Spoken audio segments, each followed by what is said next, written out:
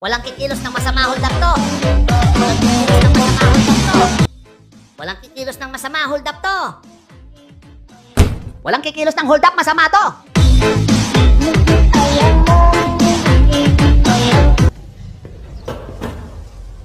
O pre, anong problema? Ayaw ni nanay sa bago kong girlfriend? Ganito gawin mo. Magsyota ka ng kamukha ng nanay mo. Ginawa ko na yan. O, tapos? Ayaw naman ni tatay.